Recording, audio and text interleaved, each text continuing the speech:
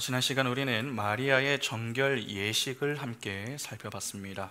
이 마리아의 정결 예식은 율법 준수를 하는 마리아의 의인됨을 보여주는 그러한 사건이 아니라 예수가 오시면 일어나는 일이 바로 이 예배의 회복이다 라고 하는 것을 교훈하기 위해 등장하는 사건이다 라고 말씀을 드렸습니다.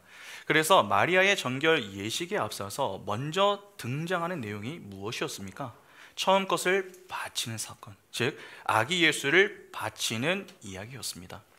사실 아기 예수는 예루살렘에 갈 이유가 없었습니다. 왜냐하면 당시 그들이 이 예루살렘에 올라갔었던 것은 이 마리아의 정결 예식 때문이었기 때문에 그렇죠. 그러나 그 예식에 아기 예수를 품에 안고 데리고 간 것은 참 성전이신 예수가 가짜 성전의 실체를 폭로함과 동시에 진짜 의인이신 예수만이 하나님을 기쁘시게 드릴 수 있는 참 제물임을 보여주기 위한 목적 때문이었습니다. 마리아는 첫 것으로 예수를 바치고 나서 모세의 법에 따라 정결 예식을 지켰습니다. 그러면 그녀는 누구를 통해서 정결 예식을 지킨 것입니까? 하나님이 기뻐하시는 제물인 예수를 통해 정결 예식을 지킨 것입니다. 오늘날로 표현하면 예수를 의지하여 예배했다 하는 것입니다. 하나님은 의인의 기도를 들으시고 의인의 제사를 받으시는 분이십니다. 달리 말하면 의인의 예배를 통해 영광을 받으신다 하는 것이죠. 그러면 비록 당시 마리아는 가난하여서 정결 예식의 제물로 비둘기를 바쳤지만 하나님은 그 제물을 어떻게 받으시는 것입니까? 기쁘시게 받으시는 것이죠.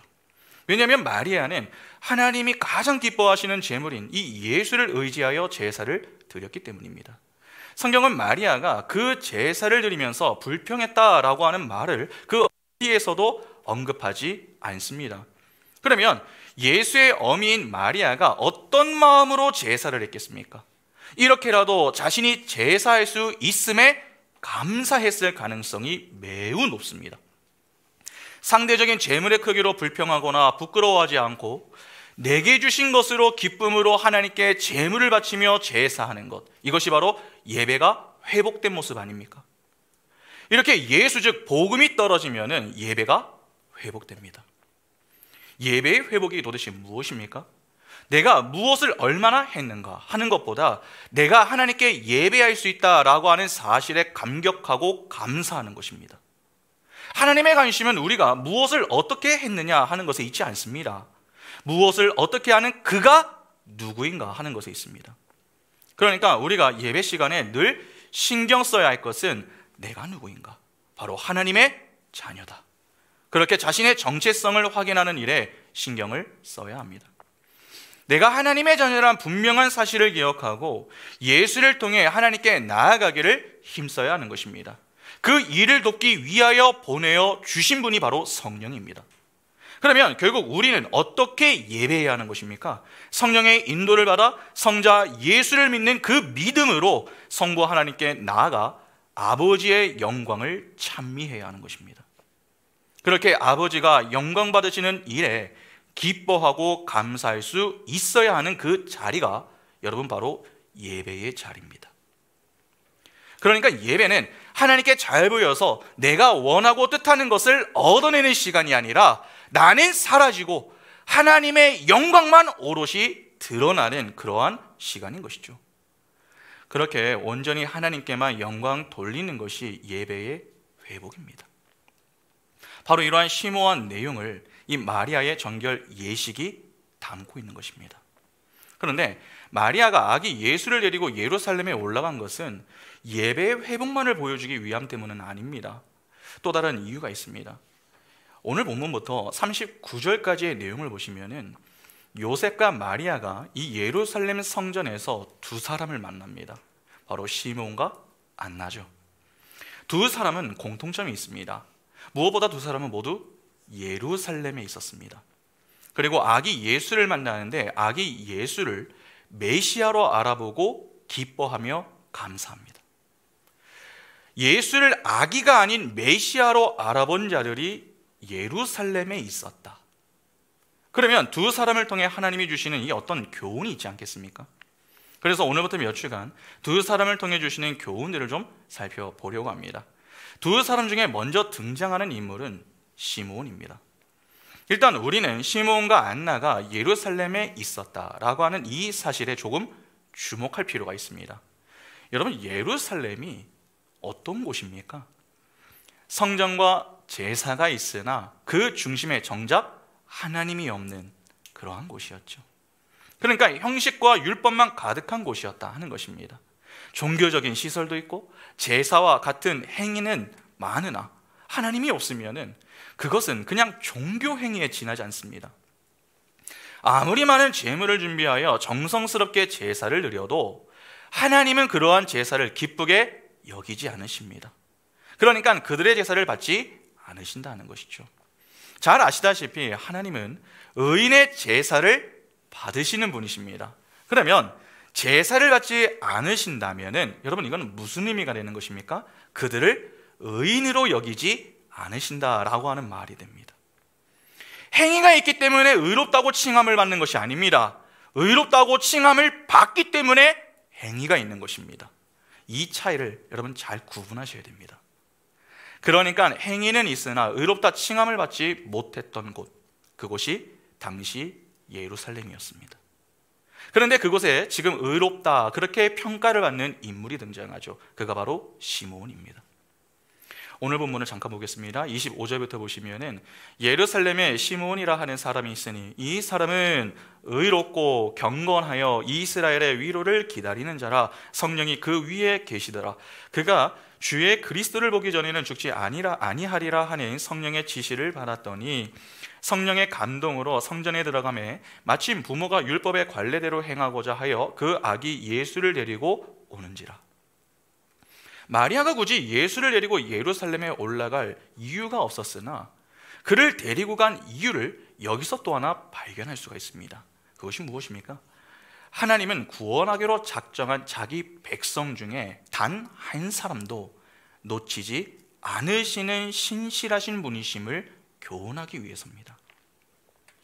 여러분, 예수는 자기 백성의 구원을 위해서 오신 분이십니다. 시므온이 무엇을 하며 지냈습니까? 이스라엘의 위로를 기다리며 지냈습니다. 다시 말해서 그리스도를 기다리며 지냈다는 것이죠. 아무리 예루살렘의 영적 타락이 심해져서 세상을 방불케 하는 곳이 되었어도 그곳에도 하나님이 남겨놓으신 택한 백성이 있었습니다. 레갑 자손의 목자들과 같이 곳곳에 하나님이 남겨놓으신 택한 백성이 있었습니다. 그래서 하나님이 마리아가 예루살렘에 올라갈 때에 이 아기 예수를 데리고 가게 하신 것입니다. 그곳에서 하나님의 약속을 믿고 메시아를 기다리는 자들, 즉 시므온과 안나와 같은 자들을 구원해 내시기 위해서 말이죠. 그러니까 여기서 우리는 다시 한번 이 땅에 우연은 없다라고 하는 사실을 확인할 수 있는 것입니다.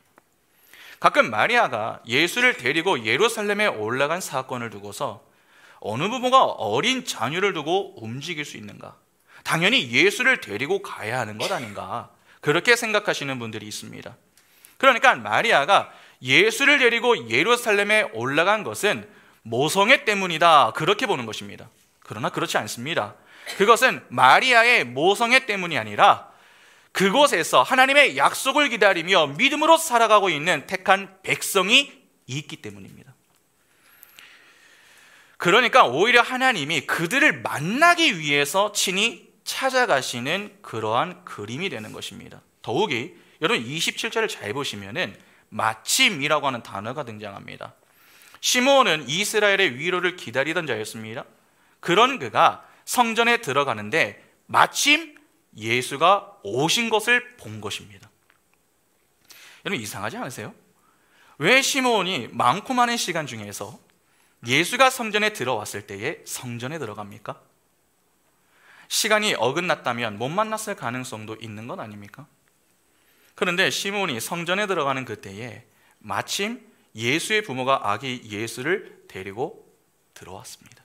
아니 먼저 들어와 있었죠. 여러분 이런 우연이 어디 있습니까? 분명 우연처럼 보입니다만 우연이 아닙니다. 성경은 시므온과 예수의 만남이 결코 우발적으로 일어난 일이 아님을 강조하기 위해서 그 앞에 그가 성전에 들어간 이유를 밝힙니다. 27절을 보면은 시몬이 왜 성전에 들어갔다라고 합니까? 성령의 감동으로 성전에 들어가매. 바로 성령의 감동 때문입니다. 이는 하나님이 그의 발걸음을 성전으로 이끄셨다는 것이죠. 그러니까 시몬과 아기 예수의 만남은 우연하게 일어난 일이 아니라 하나님의 계획과 작정 속에서 일어난 일임을 보여주는 것입니다. 잠언 16장 9절 보시면은 사람이 마음으로 자기의 길을 계획할지라도 그의 걸음을 인도하시는 이는 여호와시니라. 본절도 보면 뭐라고 합니까? 사람이 마음으로 계획을 세워도 그 걸음을 실제로 인도하시는 분이 누구라고 합니까? 여호와 하나님이시다. 그렇게 말씀합니다. 그러니까 성도의 인생은 내가 계획한 대로 그렇게 흘러가는 것이 아니라 보이지 않는 하나님의 손길에 의해서 흘러가게 되는 것입니다. 다시 말해서 인생의 주도권은 내가 쥐고 있는 것이 아니라 하나님이 쥐고 계시다는 것입니다.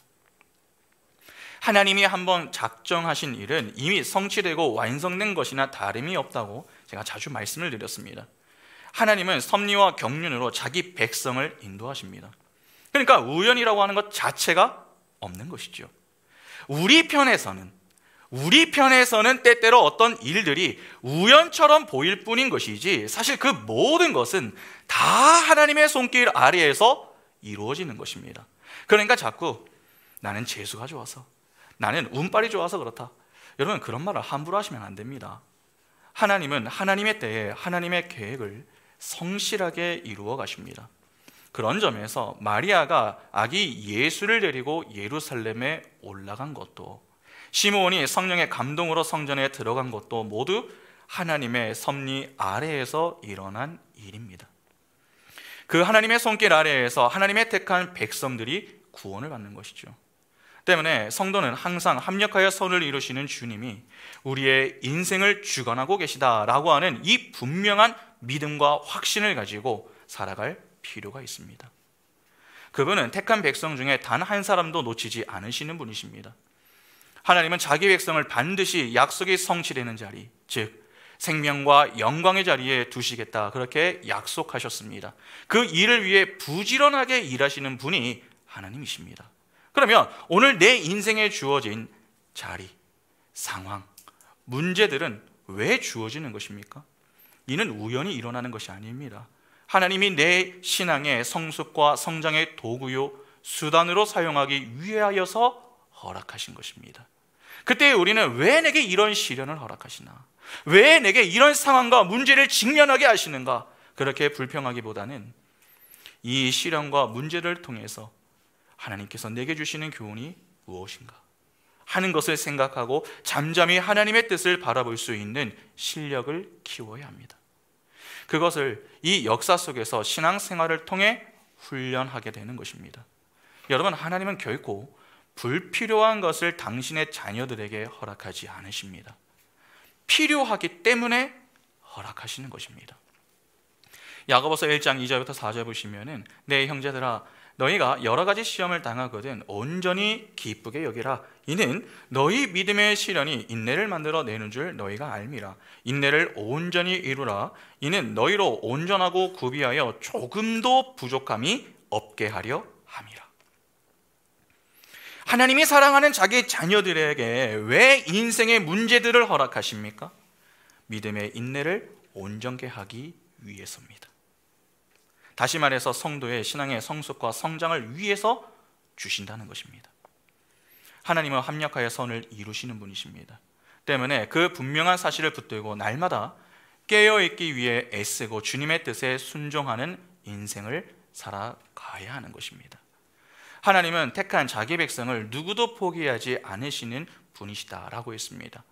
태초부터 구원하기로 작정한 모든 자를 다 구원하시고 이 영생의 자리로 인도하시는 분이십니다.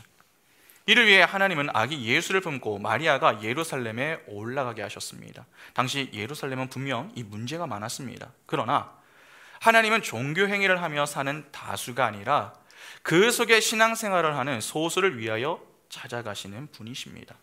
그곳이 망하지 않은 이유는 여전히 하나님이 구원해 내셔야 할 자기 백성이 있기 때문이죠. 여러분, 소돔과 고모라를 잘 한번 생각해 보시기 바랍니다. 소돔과 고모라가 얼마나 악했습니까? 얼마나 또 음란했습니까? 그런데 왜 곧바로 망하지 않은 것입니까? 그곳에 롯이 있었기 때문입니다. 하나님이 능력이 부족했기 때문이 아니라 의인 롯이 그곳에 남아 있었기 때문입니다.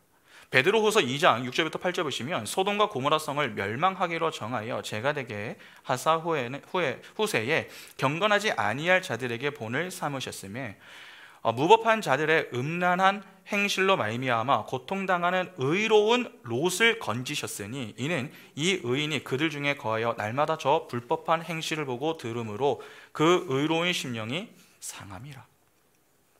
방금 읽은 이 부분을 보면은 여러분, 베드로가 이 롯을 어떻게 표현합니까? 의로운 롯이다, 그렇게 표현합니다. 사실 롯 자체만 보면은 그를 의인으로 보기는 참 어렵습니다. 그러나 그럼에도 불구하고 성경은 그를 의인으로 묘사하고 있습니다. 그러면 롯이 여러분 의인인데 그가 소돔과 고모라의 멸망 때에 함께 죽으면은 어떻게 되는 것입니까? 태초부터 구원하기로 작정한 하나님의 백성이 모두 구원받는다라고 하는 이 말은 어떻게 됩니까? 거짓말이 되는 것입니다. 그래서 그가 그곳에서 나오기까지 잠시 심판이 유보되는 것입니다. 더욱이 창세기 19장 29절을 보면 이렇게 말씀합니다. 하나님이 그 지역의 성을 멸하실 때 곧 롯이 거주하는 성을 엎으실 때에 하나님이 아브라함을 생각하사 롯을 그 엎으시는 중에서 내보내셨더라. 분명 하나님은 단 한 사람의 자기 백성도 놓치지 않으시는 분이십니다. 롯은 의인이지만 하나님이 그를 살리신 이유는 단지 그가 보시기에 좋았기 때문이 아닙니다. 성경은 그를 위하여 중보하였던 의인 아브라함 때문이다, 그렇게 밝히고 있습니다. 아브라함은 예수 그리스도의 모형이죠. 그러면 이를 정리하면 어떻게 되는 것입니까? 예수의 중보로 인해 태초부터 구원받기로 작정된 자기 백성들이 모두 죽지 않고 살게 된다라고 하는 말이 되는 것입니다. 그러니까 성도와 교회는 중보자이신 예수의 은혜로 건짐을 받는 것이며 태초부터 하나님이 구원하기로 작정한 모든 자들은 그러한 예수의 은혜를 힘입어 다 건짐을 받습니다. 그래서 이 땅에 하나님이 남겨놓은 택한 백성이 있다면 하나님은 그들을 다 구원하시기까지 심판하지 않으십니다. 점점 시대가 악해지고 있습니다. 믿는 자들보다 믿지 않는 자들이 많아지고 있고 또 믿는다고 해도 바른 믿음을 갖고 사는 이들을 찾아보기가 어렵습니다. 그래서 절망적인 마음이 들 때가 참 많죠. 이에 때때로 복음을 전하는 일에 회의적인 마음이 좀 들기도 하고 또 포기하고 싶은 그러한 마음도 들기도 합니다. 힘이 빠지기 때문이죠. 그러나 그럼에도 불구하고 복음을 전해야 합니다. 누가 알곡이고 가라지인지, 누가 하나님의 택한 백성인가 하는 것을 우리는 알 방도가 없습니다. 그래서 성도는 때를 얻든지 얻지 못하든지 복음을 전해야 하는 것이죠. 우리의 사명은 복음을 전하여 그들을 건져내는 것이 아닙니다. 오히려 하나님의 말씀에 순종하는 하나님 사랑으로 복음을 전하는 이웃 사랑의 실천을 통해 하나님께 영광을 돌리는 것입니다. 그러니까 우리는 하나님의 영광을 위해서 복음을 전하는 것이지 복음을 전하여 그들을 변화시키는 것이 아닙니다. 그 복음을 듣고 그 영혼을 구원해 내시는 것은 하나님이 하실 일입니다. 우리는 하나님의 입과 손과 발이 되어서 부지런히 복음을 전해야 할 증인의 역할만 잘하면 되는 것입니다. 신앙생활을 열심히 해야 하는 이유가 바로 여기에 있는 것이죠. 신앙생활을 하면서 여러분 복음을 전해야 한다 하는 것을 모르는 사람은요 없습니다. 그러나 왜 복음을 전하지 못할까요? 복음을 모르기 때문입니다. 그래서 복음을 전하기 위해서는 먼저 복음을 알아야 합니다. 바르게 알아야 되죠. 정확히 알아야 아는 것에 확신을 가지고 전할 수 있는 것 아닙니까? 그래서 먼저 성도는 말씀의 자리에서 최선을 다해서 배워야 합니다. 훈련을 해야 한다는 것이죠. 그런 점에서 성도는 게으르면 안 됩니다. 열심히 배우고 배웠다면 이웃에게 전해야 됩니다. 내가 몇 명에게 전하여서 그들이 하나님께 돌아왔는가? 그보다 내가 그들에게 복음을 전하고 있다라고 하는 사실이 중요한 것입니다. 그리고 이를 위해 하나님이 우리를 존귀하게 사용하고 계시다라고 하는 것이 중요한 것입니다.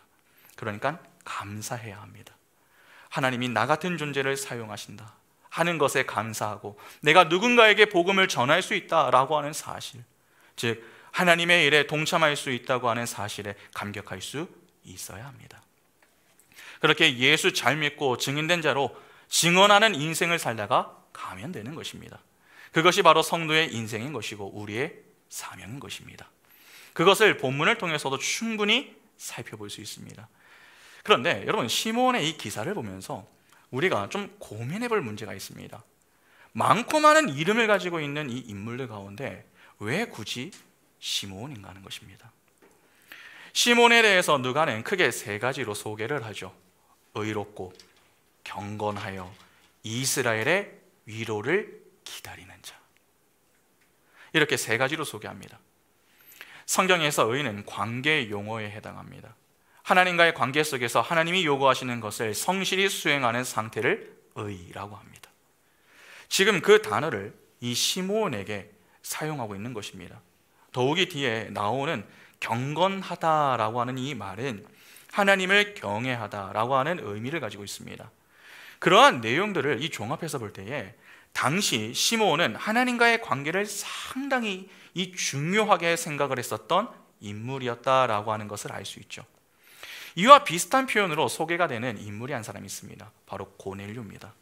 사도행전 10장 22절 보시면은 그들이 대답하되 백부장 고넬료는 의인이요 하나님을 경외하는 사람이라 유대 온 족속에 칭찬하더니 그가 거룩한 천사의 지시를 받아 당신을 그 집으로 청하여 말을 들으려 하느니라 한대. 의인이요 하나님을 경외하는 사람이라. 오늘 의롭고 경건하다라고 하는 표현과 거의 같은 표현이다, 그렇게 보시면 됩니다. 그러니까 의로운 자는 항상 무엇을 하는 자다라고 하는 것을 알 수 있습니까? 하나님을 경외하는 경건한 자다라고 하는 사실을 알 수 있죠. 물론 시므온이 의로운 인물로 소개받는다고 해서 여러분 그가 완벽했다라고 하는 것을 의미하는 것은 아닙니다. 의라고 하는 표현은 시몬 외에도 사가랴와 엘리사벳에게도 사용이 되었습니다. 누가복음 1장 6절 보시면 이 두 사람이 하나님 앞에 의인이니 주의 모든 계명과 규례대로 흠이 없이 행하더라. 분명 사가랴와 엘리사벳도 의인으로 소개되고 있습니다. 그러나 사가랴의 상태를 보면 어떻습니까? 천사가 요한의 수태고지를 전하기 위해서 찾아왔을 때에 여러분 그의 반응이 어떠했습니까? 호라호를 해야 하는 그 자리에서 애도를 했습니다. 그러니까 믿음의 눈으로 함유된 진리에 집중하기보다는 육신의 눈으로 표면적인 것에만 집중하던 그러한 모습을 보였다는 것입니다. 이는 그의 행위로 의인이라 칭함을 받은 것이 아님을 보여주는 아주 이 결정적인 장면이 되는 것입니다. 그러면 지금 시몬 역시 어떠합니까? 그 역시 의롭고 경건하여 이스라엘의 위로를 기다린다, 그렇게 소개를 받고 있으나 이는 그 스스로의 힘과 능력으로 행한 것이 아니라 하나님의 은혜로 인한 결과다라고 하는 사실을 어렵지 않게 이해할 수 있겠죠. 그래서 시몬의 이야기에 계속 반복되어서 나오는 단어가 무엇입니까? 성령입니다. 성령이 그 위에 계시더라. 성령의 지시를 받았더니 성령의 감동으로 성전에 들어가매. 세 절 안에 모두 성령이 반복되고 있습니다.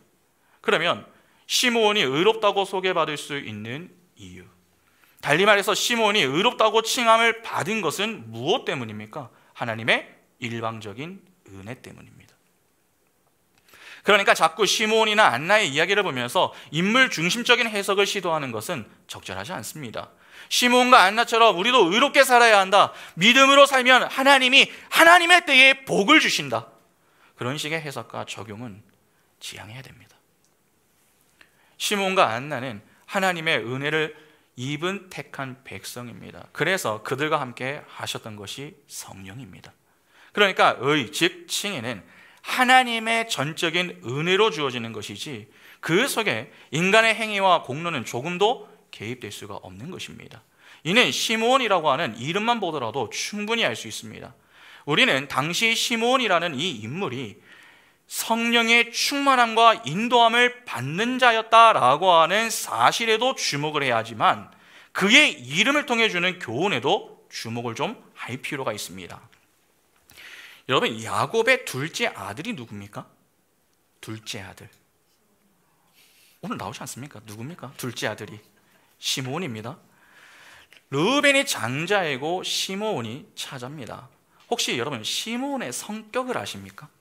시므온의 성격. 성경은 그의 성격을 정확하게 기록하지는 않습니다. 그러나 당시 그의 성격이 어떠했을 것이다, 그렇게 추측하는 데에 도움을 주는 사건이 있습니다. 바로 창세기 34장에 등장하는 디나의 강간 사건입니다. 그 사건을 간략히 요약하면 이렇습니다.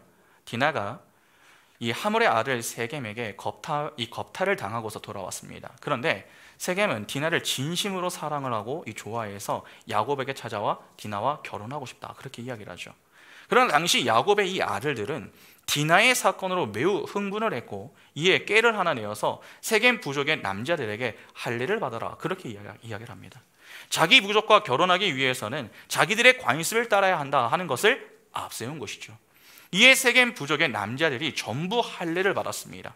일반적으로 남자가 할례를 받고 가장 힘을 쓰지 못하는 시기가 할례를 받고 난 이후 사흘째가 되는 날이라고 합니다.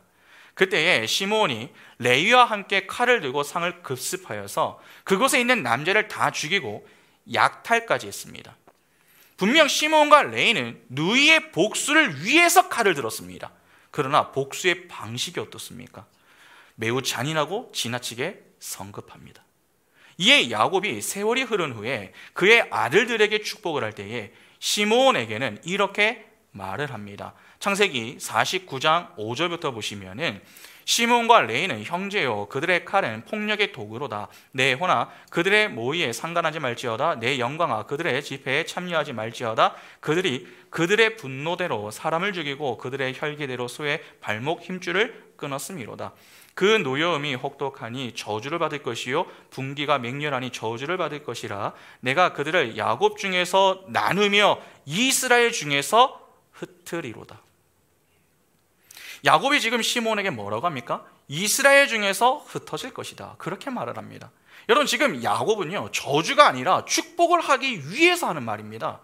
창세기 49장 28절 보시면 이들은 이스라엘의 12지파라 이와 같이 그들의 아버지가 그들에게 말하고 그들에게 무엇을 합니까? 축복하였으니 곧 그들 각 사람의 분량대로 축복하였더라.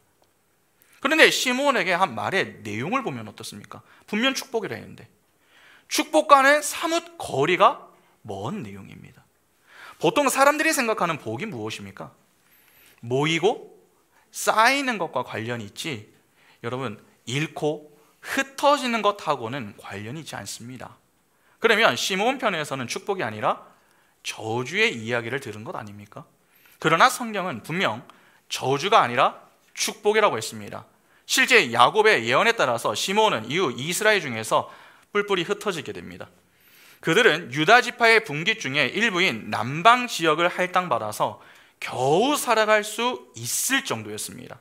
또한 가나안 땅 분배를 받을 당시에도 인구가 가장 적었습니다. 그러니까 시므온은 유다 지파가 나누어준 분깃에 붙어있는 그러한 형국으로 지냈던 것이죠. 당시 가장 크고 막강한 힘을 지니고 있었던 이 유다 지파와 비교해서 볼 때에 상당히 초라한 모습 아닙니까? 시므온이 보인 포악함과 성급함은 죄와 그로 인한 저주의 현실이었습니다. 여러분, 시므온은 레위와 복수에 나섰습니다. 그들의 복수가 왜 문제가 되는 줄 아십니까? 그들이 하나님보다 앞섰기 때문입니다. 그냥 그들의 기분과 감정에 충실하게 행동을 했기 때문에 그 복수가 문제가 되었던 것입니다. 만일 하나님께 물어서 하나님이 그들을 향해서 너희가 가서 그들을 다 진멸해라, 그렇게 말씀하시는 그 말씀에 순종하여 복수를 했다면 그 복수는 전혀 문제가 되지 않았을 가능성이 높겠죠. 그러나 그러한 절차 하나 없이 그냥 분노의 감정에만 충실해서 갔습니다. 그렇게 누이를 대신해 복수하는 것은 하나님의 영광과 아무런 관련이 없습니다. 이는 내게 해를 가한 자는 누구든 죽여도 문제가 되지 않는다, 그렇게 자랑을 했었던 람에게 모습과 정확하게 같은 모습이죠. 다시 말해서 죄로 타락한 죄인의 모습이다라고 하는 것입니다. 그러한 자들은 하나님의 심판을 피할 수가 없습니다. 그러니까 사실상 그들의 흩어짐은 하나님의 심판에 해당하는 것입니다. 그러나 야곱은 아들들에게 축복을 빌었다고 했습니다. 그러면 시므온은 여러분 저주로 끝나면 안 됩니다. 저주가 축복이 되어야 합니다. 그러면 시므온은 어떤 복을 받은 것입니까? 여러분 시므온이 흩어졌습니다. 인원도 작고 땅도 적었습니다. 그런데 그들이 그렇게 흩어져 지내야 할 때에 그들에게 분깃을 나누어 주었던 지파가 어디였습니까? 유다 지파였습니다. 여러분 유다 지파는 당시 가장 큰 지파이기도 했지만 메시아의 예언을 받았었던 지파이기도 합니다. 창세기 49장 10절 보시면 그가 유다를 떠나지 아니하며 통치자의 지팡이가 그 발 사이에서 떠나지 아니하기를 실로가 오시기까지 이르리니 그에게 모든 백성이 복종하리로다. 메시아는 유다 지파를 통해 오십니다. 지금 유다 지파의 분깃을 받아 붙어 있는 지파가 바로 시므온 지파입니다. 그러면 이는 누구 옆에 붙어 있다고 하는 말이 됩니까? 하나님의 심판을 받아 저주받은 자가 예수 그리스도 옆에 붙어 있다라고 하는 말이 되는 것 아닙니까? 그러니까 하나님은 흩으셨으나 그 흩으심을 통해 누구 옆에 붙여 놓으신 것입니까? 예수의 계보에 이 유다 지파에 붙여 놓은 것입니다. 여러분 생명은 누구에게 속한 것입니까? 예수에게 속했습니다. 그러니까 사망에 놓였던 그들이 예수 그리스도에게 붙여진 자가 되어서 다시 생명을 얻게 되는 그림입니다. 단지 흩어짐으로 인해 수가 적어졌다, 땅을 거의 얻지 못했다. 그것은 그리 중요한 것이 아닙니다. 오히려 그 흩어짐으로 그들이 유다 지파의 분깃을 받아 사는 자들이 되었다 하는 것이 중요한 것입니다. 그들은 본래 죄로 죽을 수밖에 없는 자들이었습니다. 그러나 하나님이 그런 그들을 죽이지 않고 살려내신 것이죠. 하나님의 은혜가 그들을 붙들고 있었던 것입니다. 그래서 역대상을 보면은 유다 지파의 이야기 뒤에 곧바로 나오는 것이 시므온 지파의 이야기입니다. 역대상 4장 38절부터 그 내용을 좀 보겠습니다. 여기 기록된 것들은 그들의 종족과 그들의 가문의 지도자들의 이름이라 그들이 매우 번성한지라 그들이 그들의 양떼를 위하여 목장을 구하고자 하여 골짜기 동쪽 그들 지경에 이르러 기름지고 아름다운 목장을 발견하였는데 그 땅이 넓고 안정되고 평안하니 이는 옛적부터 거기에 거주해 온 사람은 함의 자손인 까닭이라.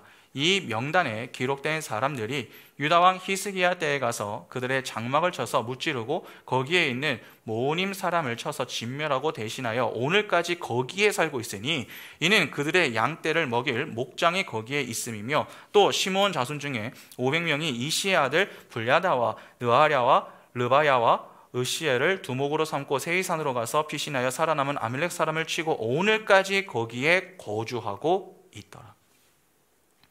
성경은 의도적으로 시므온 지파가 유다의 분깃을 받은 이후에 그들이 번성했다라고 하는 말과 오늘날까지 거주하고 있다라고 하는 이 말을 기록하고 있습니다. 이는 그들의 생존 능력의 뛰어남을 보여주는 그러한 내용이 아닙니다.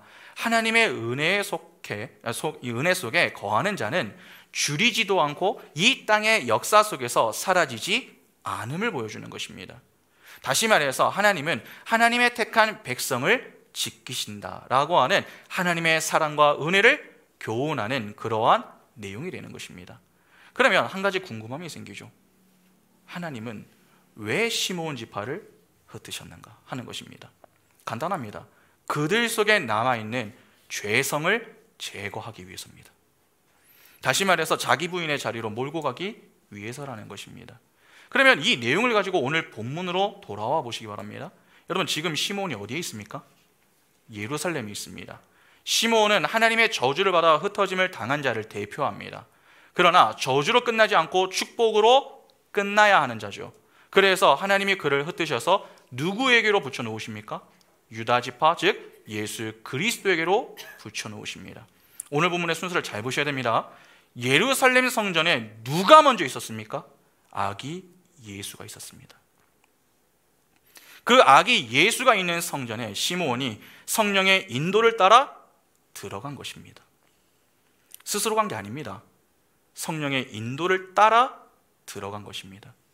하나님이 그를 흩어 유다 지파의 자손으로 오신 예수 그리스도에게 붙여 놓으시는 그림 아닙니까?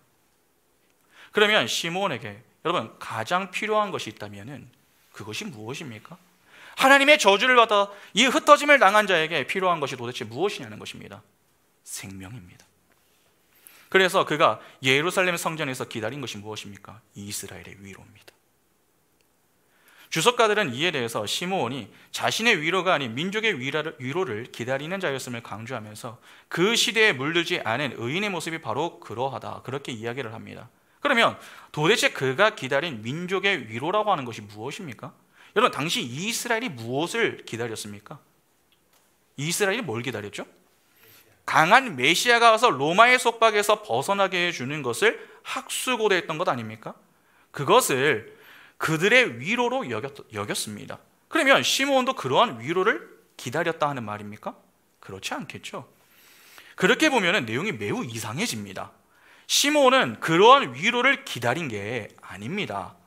여기서 위로라고 번역이 된 이 헬라어 단어가 파라칼레오입니다.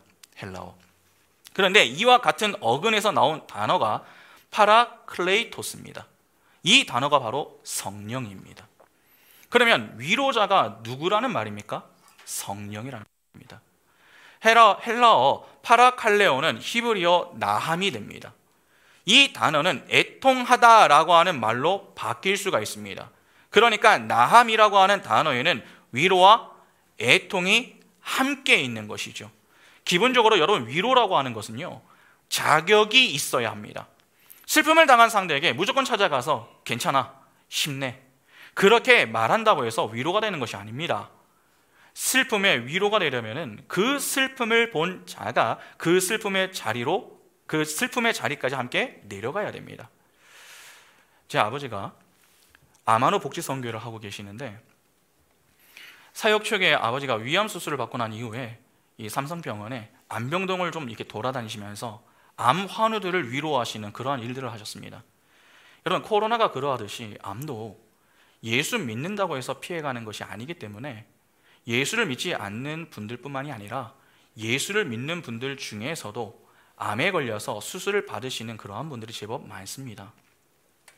그런데 코로나를 지나면서 요즘은 이 병원 신방을 하기가 참 어렵지만 전에는 조금 나았습니다.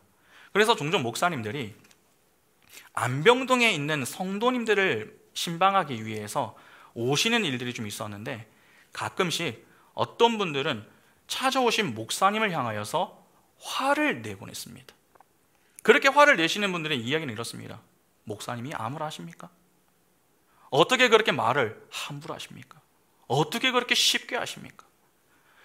자신이 얼마나 열심히 하나님을 믿었는데 하나님이 내게 이러실 수 있습니까? 그러한 어떤 서운한 마음으로 화를 좀 내시는 분들이 종종 계셨습니다.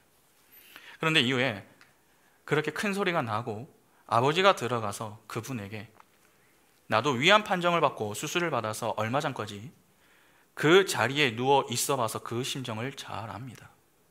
나도 힘들지만 이렇게 살아서 복음을 전하고 있지 않습니까? 함께 기도하겠습니다. 그렇게 말씀을 주시며 위로를 하시자 그렇게 불같이 화를 내시던 그분들이 눈물을 흘리며, 제가 너무 속이 상해서 그랬습니다, 저를 위해서 좀 기도해 주십시오, 그렇게 위로를 받고 소식을 주고받는 그런 모습을 제가 많이 봤습니다. 그러니까 애통해 보지 않으면은 다른 이들의 애통에 참여할 수가 없는 것입니다. 죄인들은 여러분 무엇이 필요합니까? 위로가 필요합니다. 그런데 그 위로를 주기 위해 애통의 자리로 내려오신 분이 있습니다. 바로 예수입니다. 예레미야 14장 17절 보시면, 너는 이 말로 그들에게 이르라, 내 눈이 밤낮으로 그치지 아니하고 눈물을 흘리리니 이는 처녀 딸 내 백성이 큰 파멸 중한 상처로 말미암아 망함이라. 이스라엘이 죄로 망할 때 그 모습을 보며 눈물을 흘리시는 분이 하나님이었습니다. 그분이 눈물을 흘리셨습니다. 여러분, 하나님의 눈물은 단지 슬픔의 눈물만을 의미하는 것이 아닙니다. 회복의 약속이기도 합니다. 하나님을 멸망시켜 버릴 자들의 타락을 보고 울지 않으십니다. 원래 죽을 흙인데 여러분 무엇 때문에 우시겠습니까? 그러니까 하나님의 눈물은 곧 회복의 약속인 것입니다. 그것이 사실 언약이기도 하죠. 그런 하나님의 애통에서 십자가가 출발하는 것 아닙니까? 성경은 그것을 위로라고 합니다. 이사야 53장 4절 보시면은 그는 실로 우리의 질고를 지고 우리의 슬픔을 당하였거늘 우리는 생각하기를 그는 징벌을 받아 하나님께 맞으며 고난을 당한다 하였노라. 성경은 하나님의 택한 백성의 애통함을 예수가 가져가셨다, 그렇게 밝힙니다. 때문에 성도는 어디에서 위로를 배울 수 있는 것입니까? 예수 그리스도입니다. 그래서 성경이 말씀을 위로자라고 이야기하는 것입니다. 로마서 15장 4절부터 6절 보시면 무엇이든지 전에 기록된 바는 우리의 교훈을 위하여 기록된 것이니 우리로 하여금 인내로 또는 성경의 위로로 소망을 가지게 함이니라. 이제 인내와 위로의 하나님이 너희로 그리스도 예수를 본받아 서로 뜻이 같게 하여 주사 한 마음과 한 입으로 하나님 곧 우리 주 예수 그리스도의 아버지께 영광을 돌리게 하려 하노라. 이 땅에서 죄인들에게 참 위로를 줄 수 있는 것은 말씀밖에 없습니다. 그 말씀이 바로 예수 그리스도입니다. 그러면 지금 시므온이 기다리는 위로는 여러분 어떤 위로입니까? 그들의 육적 배를 든든하게 채워줄 정치적, 군사적 메시아가 와서 그들의 인생의 문제들을 해결해 주는 이 땅의 위로입니까? 그렇지 않습니다. 그가 기다렸던 위로는 이 땅의 위로가 아니라 하늘의 위로였습니다. 바로 예수 그리스도를 기다렸던 것입니다. 이스라엘의 위로를 그렇게 기다린 것이죠. 그러면 여기서 말하는 이스라엘이란 어떤 이스라엘을 의미하겠습니까? 민족적 이스라엘보다는 영적 이스라엘로 보는 것이 적절합니다. 여러분, 하나님의 위로는 누구에게만 의미가 있습니까? 하나님의 택한 백성에게만 의미가 있습니다. 때문에 육적 이스라엘이 아닌 영적 이스라엘, 즉 태초부터 구원하기로 작정한 자기 백성의 구원을 그가 성령의 인도를 받으며 학수고대하며 기다리고 있었던 것입니다. 그러면 그가 기다릴 때에 어떻게 기다렸는가를 좀 고민해 봐야 되지 않겠습니까?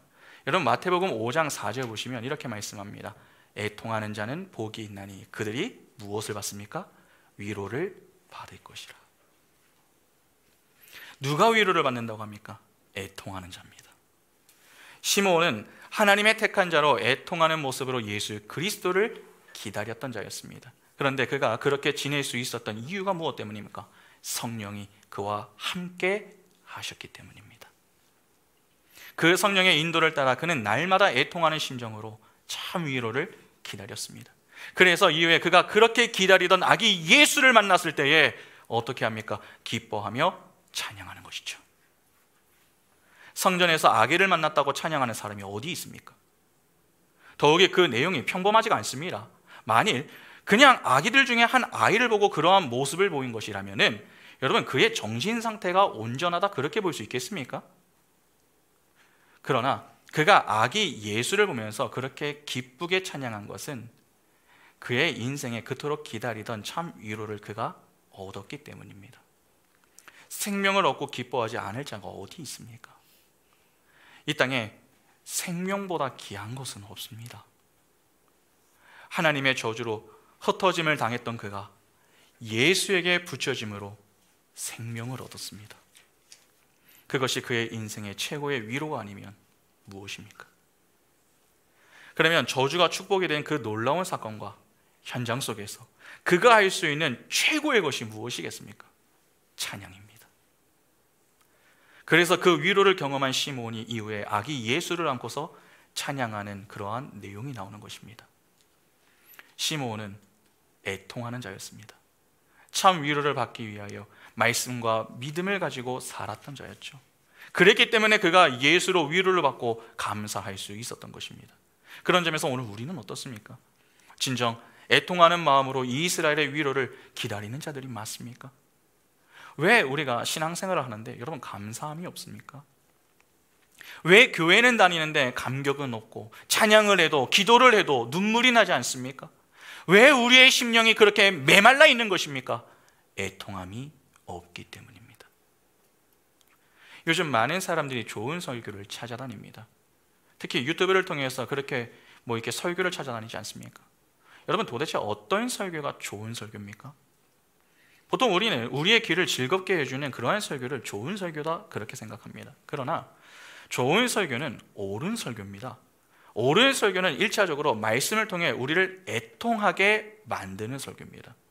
하나님의 말씀에 의해서 자신을 보호하려고 했었던 그 가면들을 말씀 앞에 하나 둘씩 내려놓고 자존심이 상하기는 하지만 그럼에도 불구하고 자신의 가치 없음을 인정하고 하나님 앞에 가슴 아파하는 그러한 설교해야 하는 것입니다. 그래서 때때로 그런 설교를 하는 자가 마음에 들지 않을 수도 있습니다. 좀 재미있는 내용을 전해주면 좋겠는데, 처세술이나 이 땅에서의 복받는 그러한 설교로 좀 위로를 해주면 좋겠는데, 왜 우리 목사님은 죄에 대한 설교로 우리의 불가능함을 제시하고 하나님이 보내신 자 예수 그리스도만 믿어라 그렇게 말씀을 하실까? 그렇게 답답함을 느낄 수도 있습니다. 그러나 기억하셔야 됩니다. 설교에 우리의 죄와 예수 그리스도의 십자가 외에 다른 것이 들어갈 필요가 없습니다. 죄가 빠진 설교는 결코 좋은 설교가 아닙니다. 최근에 계속해서 읽고 있는 존 오웬의 죄 죽이기 책을 여러분 한번 생각해 보시기 바랍니다. 존 오웬이 이에 대해서 뭐라고 지적을 합니까? 내가 하나님의 선하신 손길을 통해서 말씀을 전하고 있거나 앞으로 말씀을 전하고자 하는 사람들에게 말해주고 싶은 것이 이것이다. 즉 사람들에게 그들의 죄들에 대해 말해주고 그들이 저지르는 구체적인 죄들을 지적하는 것은 설교자들이 반드시 해야 할 일이긴 하지만 율법과 복음 각각의 고유한 목적을 염두에 두고서 그렇게 해야 한다는 것을 항상 기억하라는 것이다. 다시 말해서 설교자들은 사람들로 하여금 자신의 상태, 즉 자신이 죄인이라는 것을 발견하게 하기 위한 목적으로 그들의 죄들에 대해 말하고 그들의 구체적인 죄들을 지적해 주어야 한다는 것이다. 그렇게 하지 않으면 사람들은 율법주의와 위선과 외식에 빠지게 되고 복음을 전하는 참된 목적을 달성하는 데에 십중팔구 실패하게 될 것이다. 존 오웬의 설교자들이 반드시 죄들을 통해 죄를 지적해야 한다 그렇게 이야기를 합니다. 여러분, 왜 죄를 지적해야 합니까? 그 죄를 지적하지 않을 경우 사람들이 듣는 설교를 통해 하나님의 의를 드러내는 것이 아니라 자기의 의를 드러내기 때문에 그렇습니다. 율법주의와 위선, 외식에 빠지는 것이 전부 자기 의에 해당하는 것 아닙니까? 그러니까 제대로 된 복음을 이해하지 못하는 문제가 발생할 수 있기 때문에 설교에는 반드시 죄에 관한 부분이 있어야 한다 하는 것을 강조하는 것입니다. 여러분, 죄가 없는 설교가 바른 설교가 아니라 죄가 있는 설교가 바른 설교입니다. 죄가 없는데 왜 복음이 필요합니까? 내가 죄인이 아닌데 왜 죄로부터의 구원이 필요하냐 하는 것입니다. 복음의 필요성과 중요성은 죄인에게 의미가 있는 것이지 죄인이란 인식과 자각이 없는 자들에게는 불필요한 것입니다. 그래서 설교 시간에 죄에 대한 지적이 반드시 있어야 하는 것입니다. 그렇게 우리는 설교를 통해서 나라는 존재가 어떤 존재인가를 바르게 깨닫고 그렇구나, 나는 하나님의 은혜가 아니면 정말 안 되는구나. 그렇게 애통해야 하는 마음을 가지고 예수의 십자가를 통해 진정한 위로를 받을 수 있어야 합니다. 그러면 한 가지 던져볼 수 있는 질문이 생깁니다. 왜 하나님은 자기 백성에게 복을 주신다고 하시면서 애통이라고 하는 과정을 지나가게 하시는 것인가 하는 것입니다. 하나님의 창조 목적은 복을 받은 현실을 그대로 누리는 것이 아니라 하나님을 찬송하는 것이기 때문에 그렇습니다.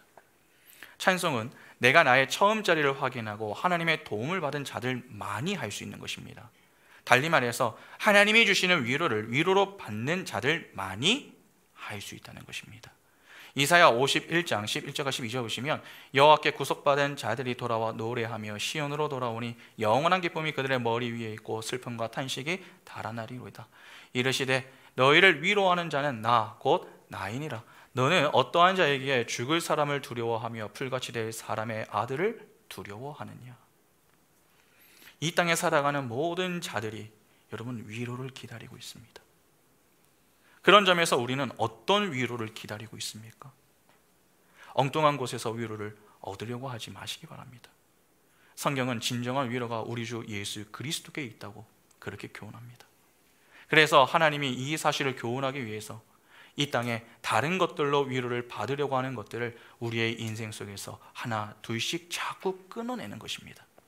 그것이 배우자, 부모, 자녀, 친구 등의 관계일 수도 있는 것이고, 물질일 수도 있는 것이고, 건강이나 내 야망일 수도 있는 것입니다. 하나님은 자꾸 내가 내려놓지 못하는 미련들을 거두어 가십니다. 그렇게 우리를 처음 자리로 끌고 가시는 것이죠. 그 속에서 우리는 우리의 자리를 확인하면서 주께 얼마나 감사할 것인가 하는 것을 이 애통의 과정을 통해 조금씩 배우게 되는 것입니다. 여러분, 감사함으로 배우면 됩니다. 자꾸 힘들다고 불평해봐야 손해는 우리의 몫입니다. 하나님은 자기 백성을 하나도 포기하지 않으시는 분이십니다. 설령 하나님의 저주를 통해 흩으신다 해도 그 흩어짐을 통해 우리를 붙여 놓으시는 자리가 예수의 품입니다. 그러면 우리는 왜 나를 흩으시는가 하는 것으로 불평하기보다는 흩으시는 그 이유를 발견하여서 내 속에 여전히 덕지덕지 붙어있는 죄의 덩어리들을 자꾸 제거해 나가면서 애통의 과정을 믿음으로 지나가야 하는 것이죠. 그렇게 나의 처음 자리를 확인하고 하나님의 도움을 구하는 그 첫 자리로 향해야 합니다. 여러분, 그 자리가 회복의 자리이고 위로의 자리입니다. 그 위로를 주시기 위해서 오늘도 하나님은 우리를 말씀의 자리로 데리고 오고 계십니다. 우리 인생의 진짜 위로는 여러분 세상이 주는 것이 아니라 하나님이 주시는 것입니다. 그 위로의 하나님이 오늘 우리를 위로하기 위해서 말씀과 기도의 자리로 인도하고 계심을 바라보시기 바랍니다. 그러면 그 사실을 이해하고 믿게 되는 만큼 우리는 신앙생활에 조금씩 진지함을 더할 것입니다. 진지하게 신앙생활하는 것 정말 쉽지 않습니다. 어렵고 힘이 듭니다. 그러나 그 속에 감격이 있고 감사가 있습니다. 찬양에 힘이 있고 삶 속에 성령의 열매가 풍성해집니다. 하나님이 시므온과 같이 우리의 인생을 여러분 붙들고 계십니다. 성령의 인도를 받게 하시며 위로를 받는 그 자리로 우리를 이끌고 계십니다. 그 하나님이 바로 우리가 믿고 있는 하나님인 것입니다. 그러면 성도인 우리는 어떻게 살아야 하는 것입니까? 여전히 우리 눈에 매력적인 위로로 보이는 이 땅의 위로를 향해 미래를 내려놓지 못하고 자꾸 이 욕심을 내며 사는 것입니까? 아니면 참 위로를 주시기 위해서 애통의 과정을 지나가게 하시는 그 하나님의 손을 꼭 잡고 믿음의 길에서 이탈하지 않기 위해 믿음으로 살아가는 것입니까? 후자가 되어야 하는 것입니다. 여러분, 애통하는 자가 복이 있습니다. 우리는 그 복을 이미 받은 자들입니다. 그러면 우리에게 반드시 무엇이 있는 것입니까? 위로가 있는 것입니다. 하나님의 위로를 위로로 받으며 진심으로 감사할 수 있는 은총이 있기를 바랍니다. 그리하여 예수 그리스도로 인하여 기뻐하고 감격하며 시몬이 아기 예수를 품에 안고 찬양했던 그 모습과 같이 우리 인생에도 예수 그리스도로 인해 위로하시는 주님을 향해 마음과 정성과 뜻을 다해 찬양으로 영광 돌릴 수 있는 복이 우리 인생에 충만할 수 있기를 간절히 소망합니다. 함께 찬양하겠습니다.